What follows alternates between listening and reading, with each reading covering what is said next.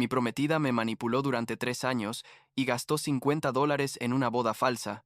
Pero cuando escuché la llamada donde me llamaba el simp más rico, expuse todo en redes sociales y destruí su vida completamente.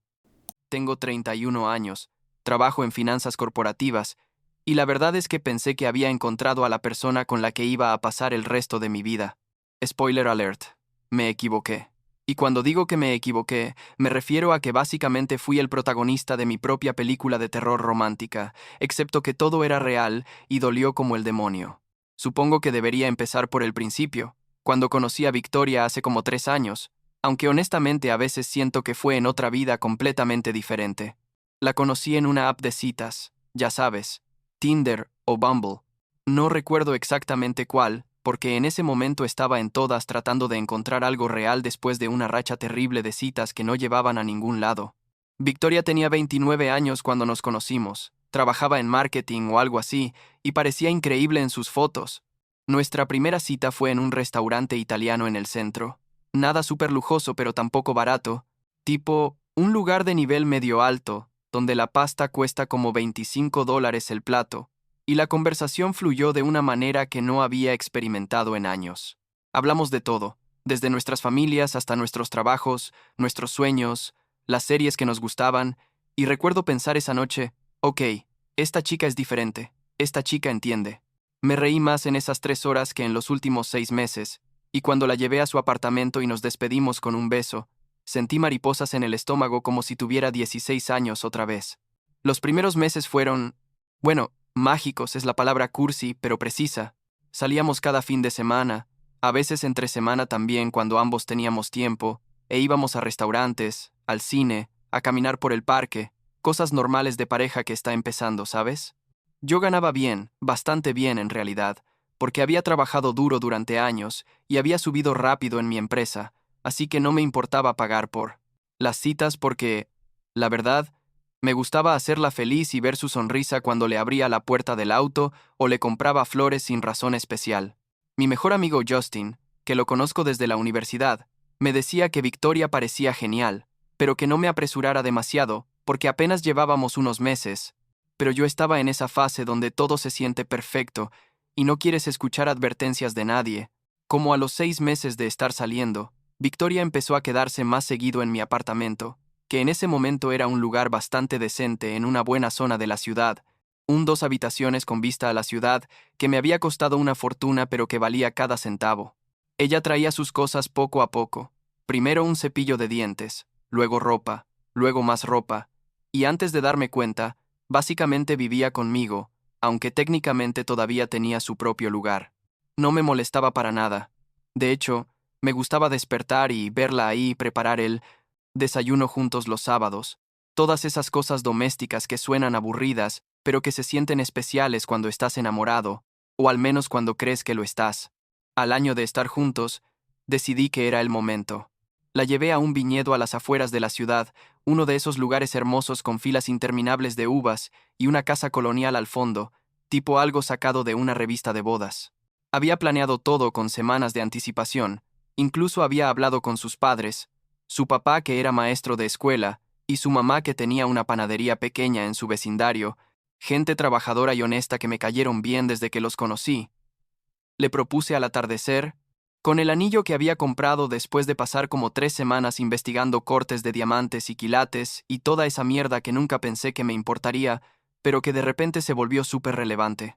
Ella dijo que sí, obviamente. Lloró, me abrazó, tomamos fotos, todo el paquete, completo de propuesta perfecta que ves en Instagram. Ahora es donde las cosas empiezan a ponerse raras, aunque en ese momento yo no lo veía. Después de comprometernos, Victoria empezó a cambiar sutilmente. O tal vez yo empecé a notar cosas que siempre habían estado ahí, pero que había ignorado, porque estaba demasiado cegado por el amor, o lo que fuera. Empezó a mencionar más seguido que quería cosas, no de una manera súper directa al principio, más bien como comentarios casuales tipo, ay, la vecina tiene un bolso Gucci hermoso, o me encantaría tener un auto nuevo porque el mío ya está viejo. Yo no pensaba mucho en eso porque, bueno, todos queremos cosas, ¿no? Es normal desear tener mejores cosas, especialmente cuando ves que tu pareja puede permitírselas. Pero entonces los comentarios se volvieron más frecuentes y más específicos. Quería actualizar su auto, que en realidad funcionaba perfectamente bien. Un Honda Civic 2018, que no tenía nada de malo. Pero ella insistía en que necesitaba algo mejor, algo que fuera más apropiado para una futura esposa de alguien en mi posición.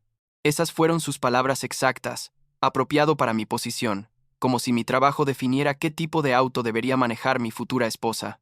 Le compré un BMW Serie 3, usado pero en perfectas condiciones, porque pensé que la haría feliz y porque honestamente podía pagarlo sin que afectara mucho mi presupuesto. Ella estaba emocionada por como una semana, y luego empezó a hablar de joyas, de ropa de diseñador, de querer renovar mi apartamento porque era muy masculino y necesitaba el toque de una mujer. Justin me dijo que algo no cuadraba, que Victoria estaba siendo demasiado materialista, pero yo defendí a mi prometida porque eso es lo que haces cuando amas a alguien, ¿verdad? Defiendes sus defectos, racionalizas sus comportamientos, te convences de que todo está bien, incluso cuando hay señales de alerta por todos lados. Le dije a Justin que Victoria solo quería que compartiéramos un hogar que reflejara a ambos, que era normal que una mujer quisiera aportar a la decoración y el estilo de vida, que él estaba siendo demasiado suspicaz, porque siempre había sido el tipo de amigo protector que desconfía de todas mis novias. La planificación de la boda fue, mirando hacia atrás, una pesadilla disfrazada de sueño romántico. Victoria quería todo de la manera más cara posible. El venue que escogió costaba como $15,000 solo por el alquiler, sin contar la comida ni las bebidas ni nada más. El vestido que eligió era de un diseñador que yo ni siquiera había escuchado mencionar, pero que aparentemente era súper famoso, y costaba $8,000 por un vestido que iba a usar una vez. La luna de miel que planeó era en Bora Bora, 2 semanas en uno de esos resorts sobre el agua que cuestan como $1,000 la noche, mínimo. Cada vez que yo sugería algo más razonable o más modesto, ella se enojaba y me decía que solo nos íbamos a casar una vez, que esto era nuestro día especial, que yo no entendía lo importante que era para una mujer tener la boda de sus sueños. Y yo pagaba todo, porque en mi cabeza pensaba que esto era lo que hacías cuando amabas a alguien, les dabas lo que querían, les hacías felices, sacrificabas tu comodidad financiera por su felicidad. Mis ahorros empezaron a bajar considerablemente, pero Victoria me aseguraba que una vez que estuviéramos casados, todo sería diferente, que compartiríamos todo, que ella contribuiría más, que solo necesitaba establecerse primero, y entonces todo se equilibraría. Lo que pasó después, bueno, es la razón por la que estoy escribiendo esto ahora como 3 años después. Fue un martes por la tarde. Lo recuerdo perfectamente porque acababa de llegar a casa del trabajo, y Victoria estaba en la habitación con la puerta medio cerrada, hablando por teléfono con alguien. Normalmente no escucho las conversaciones privadas de nadie, tipo, no soy ese tipo de persona invasiva, pero algo en su tono de voz me hizo detenerme en el pasillo. Estaba hablando en voz baja pero con esa risa que sonaba falsa, y yo me quedé ahí parado como un idiota, sin hacer ruido, escuchando. La escuché decir, te lo juro. Este tipo es el simp más rico que he conocido. Compra todo lo que le pido sin cuestionar nada. Sentí como si alguien me hubiera dado un puñetazo en el estómago. Literalmente se me cortó la respiración. Continuó hablando, diciendo cosas como, ni siquiera me gusta tanto, pero es súper fácil manipularlo. Solo tengo que llorar un poco o actuar molesta, y me da lo que quiero. La boda va a costar una fortuna, pero todo lo paga él. Después del matrimonio, tendré acceso a todo su dinero, y entonces puedo empezar a guardar para cuando finalmente me libre de él. Estaba riéndose como si todo esto fuera un juego, como si yo fuera el chiste. Me quedé ahí congelado, procesando lo que acababa de escuchar, y mi cerebro simplemente no podía aceptarlo. Pensaba, tal vez escuché mal, tal vez está bromeando con su amiga, tal vez es una conversación hipotética sobre algo que vio en una serie, cualquier excusa que pudiera inventar para no aceptar la realidad de que mi prometida, la mujer con la que iba a casarme en 4 meses, me estaba usando descaradamente por mi dinero. Saqué mi teléfono del bolsillo con las manos temblando y empecé a grabar. Necesitaba evidencia porque sabía que si no tenía pruebas nadie me creería, ni siquiera yo mismo me creería después, cuando empezara a dudar de lo que había escuchado. Grabé como 2 minutos más de su conversación, donde siguió diciendo cosas horribles tipo, el anillo que me dio ni siquiera es tan caro como esperaba, pero fingí que me encantaba, Sus amigos son aburridos, especialmente ese Gustin que siempre me mira como si supiera algo, pero no importa porque una vez que estemos casados puedo distanciarlo de ellos, gradualmente. Cada palabra era como una puñalada. Y yo seguía grabando con el teléfono casi cayéndose de mis manos, porque estaba temblando tanto de rabia y dolor que apenas podía mantenerlo firme. Cuando finalmente terminó la llamada, entré a la habitación actuando como si nada hubiera pasado. Victoria me sonrió, esa sonrisa perfecta que ahora podía ver como completamente falsa, y me preguntó cómo estuvo mi día. Le dije que bien, que estaba cansado, y me fui a la sala porque no podía estar cerca de ella sin querer gritarle o llorar o las dos cosas. Esa noche apenas dormí.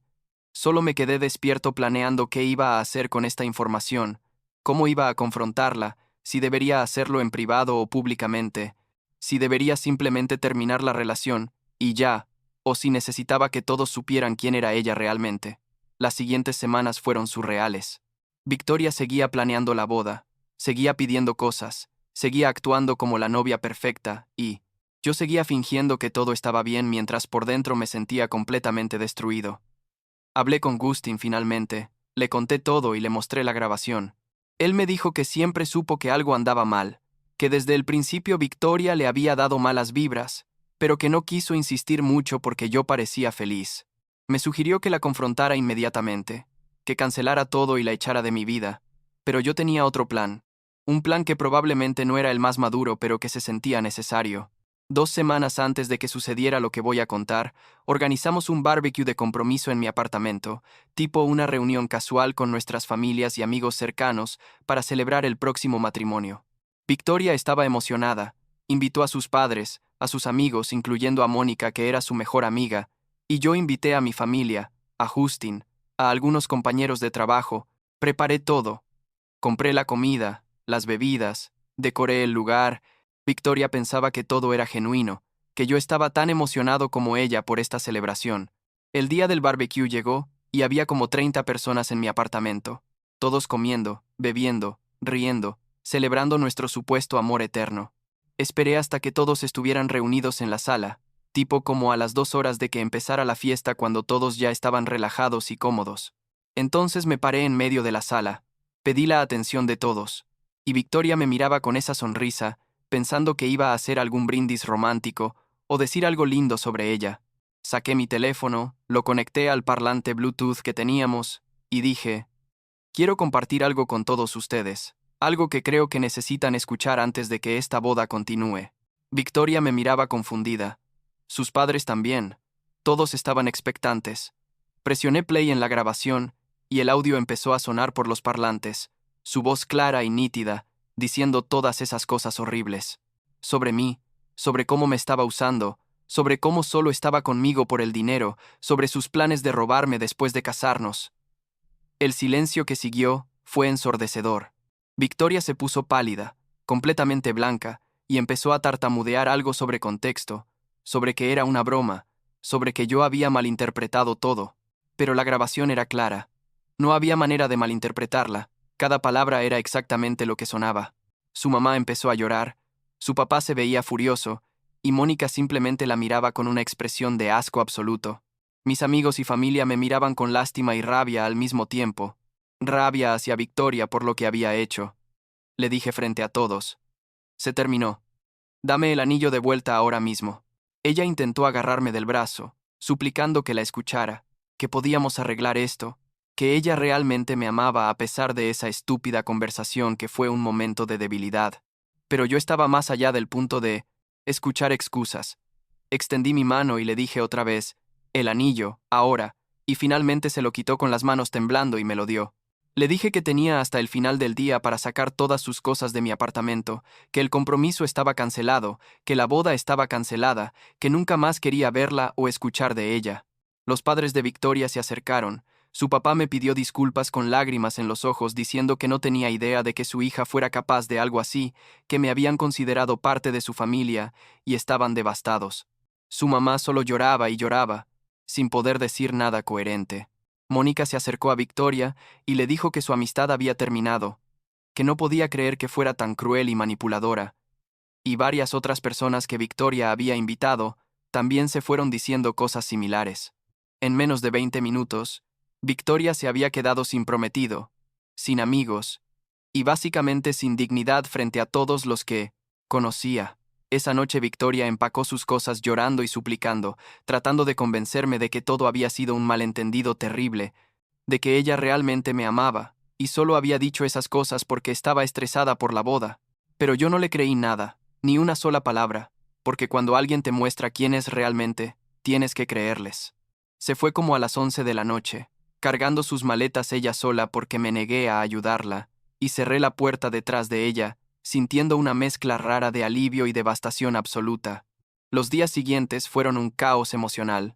Tuve que cancelar el venue de la boda, el fotógrafo, el catering, todo, y perdí los depósitos en la mayoría de las cosas porque era demasiado tarde para recuperarlos. Perdí como $10,000 solo en depósitos no reembolsables, además del anillo y todo lo demás que había gastado en ella durante nuestro tiempo juntos. Económicamente fue un golpe, pero emocionalmente fue devastador en un nivel completamente diferente. Me la pasaba pensando en todas las veces que le había dicho, te amo, y ella había respondido lo mismo, preguntándome cuándo había comenzado la mentira, si alguna vez había sentido algo real por mí, o si todo desde el principio había sido una actuación calculada. Justin se quedó conmigo esa primera semana. Básicamente se mudó a mi sofá porque sabía que yo no estaba bien. Me hacía comer, me forzaba a ducharme, me escuchaba cuando necesitaba hablar y se quedaba en silencio cuando solo necesitaba compañía. Le estaré eternamente agradecido por eso, porque honestamente no sé si hubiera podido superarlo solo en esos primeros días, cuando todo se sentía insoportable. Victoria empezó a contactarme obsesivamente. Llamadas, mensajes de texto, emails, mensajes en redes sociales, desde diferentes números cuando bloqueaba a los que conocía. Los mensajes variaban desde súplicas desesperadas, donde decía que cometió el error más grande de su vida, hasta amenazas veladas sobre contar su versión de la historia donde yo era el villano. Ignoré todo. Bloqueé todo. Y le dije a mis amigos y familia que ignoraran cualquier intento de ella de contactarme a través de ellos. Sus padres la echaron de su casa. Me enteré después por Mónica que antes de cortar contacto con Victoria, completamente había hablado con algunos amigos mutuos. Aparentemente su papá le dijo que no quería nada que ver con alguien que pudiera ser tan cruel y manipuladora, que le habían criado mejor que eso, y su mamá estaba completamente devastada y avergonzada. Victoria terminó quedándose en el sofá de otra amiga por un tiempo, pero esa amistad también se deterioró rápido cuando la amiga se cansó de sus dramáticas constantes y sus intentos de pintarse como la víctima. Como 2 meses después de todo esto, Victoria apareció en mi oficina. Ni siquiera sé cómo supo dónde trabajaba exactamente. O sea, sabía el nombre de la empresa pero nunca había venido a visitarme al trabajo. La recepcionista me llamó diciendo que había una mujer preguntando por mí, y cuando bajé a ver quién era, ahí estaba Victoria en el lobby, luciendo horrible comparado con cómo solía verse, ojos hinchados de llorar, ropa que claramente no había lavado en días. Me rogó que habláramos, que le diera 5 minutos, que necesitaba explicarse. Le dije que no había nada que explicar, que la grabación había dejado todo perfectamente claro. Ella empezó a llorar ahí mismo en el lobby de mi oficina, tipo un colapso emocional completo, diciendo que lo sentía, que había sido estúpida, que realmente me amaba, que haría cualquier cosa para arreglar esto. La seguridad tuvo que escoltarla afuera porque no quería irse. Y yo me sentí horrible, pero también sabía que necesitaba mantener mis límites, que dejar que volviera a mi vida sería el error más grande que podría cometer. Unos meses después, me enteré a través de las redes sociales, porque aunque había bloqueado a Victoria, todavía teníamos algunos conocidos en común, que estaba saliendo con otro tipo. Un tal Seth, que aparentemente también tenía dinero, trabajaba en bienes raíces o algo así. Me reí con amargura cuando me enteré porque, bueno, obviamente ese era su patrón, ¿no? Buscar tipos con plata que pudiera manipular. Pero entonces, Seth me contactó directamente. Me envió un mensaje de LinkedIn de todas las plataformas posibles, preguntándome sobre mi experiencia con Victoria, porque habían empezado a salir, pero algo le hacía ruido, y había googleado su nombre encontrando algunas cosas sobre nuestro compromiso roto. Le conté todo, le envié la grabación incluso, y le dije que hiciera lo que quisiera con esa información, pero que yo no iba a quedarme callado y dejar que ella arruinara la vida de otra persona. Seth me agradeció. Me dijo que había visto señales de comportamiento materialista, pero que quería dar el beneficio de la duda, y terminó esa relación antes de que progresara más. Victoria me mandó un mensaje de texto venenoso después de eso, lleno de insultos y acusaciones de que yo era un obsesivo que no podía superarla, pero solo probaba que yo había hecho lo correcto al advertir a Seth. La última vez que supe algo de Victoria fue hace como 6 meses. Alguien me dijo que se había mudado a otra ciudad, tipo que se fue completamente del estado para empezar de nuevo porque aquí ya había quemado todos sus puentes. No le preguntó más detalles porque honestamente ya no me importaba. Ya había procesado todo el dolor y la traición y estaba listo para seguir adelante con mi vida. Ahora estoy en un lugar mucho mejor. Volví a salir después de como un año de tomarme tiempo para mí mismo, yendo a terapia para procesar todo el trauma de haber sido manipulado así, reconstruyendo mi confianza en las personas y en mi propio juicio. Conocí a alguien hace unos meses, alguien que me gusta y que parece genuina, aunque admito que hay una parte de mí que todavía está hipervigilante, buscando señales de alerta, preguntándome si realmente le gustó o si está jugando algún juego elaborado. Mi terapeuta dice que eso es normal después de lo que viví, que tomará tiempo reconstruir esa capacidad de confiar plenamente. La semana pasada, Justin y yo estábamos tomando cervezas en mi apartamento, que finalmente renové pero a mi manera, sin la influencia de Victoria, y me preguntó si alguna vez me arrepentía de haberla expuesto públicamente de esa manera. Le dije que no, que tal vez no fue la forma más madura de manejarlo, pero que me dio un cierre definitivo, que no quedaron cabos sueltos ni conversaciones pendientes, que todos los que importaban supieron exactamente quién era ella y por qué nuestra relación había terminado. Además, dije, probablemente le salvé a Seth de pasar por lo mismo que yo, así que al final, algo bueno salió de todo esto. Todavía pienso en Victoria a veces, no voy a mentir y decir que lo he superado completamente al 100%. Me pregunto si alguna parte de lo que sentía por mí era real, si hubo algún momento genuino entre todos los momentos falsos, pero supongo que nunca lo sabré con certeza, y está bien, ya no necesito saberlo. Lo que importa es que aprendí a reconocer las señales de advertencia, a confiar en mis instintos cuando algo no se siente bien, y a valorarme lo suficiente como para no permitir que nadie me use de esa manera otra vez.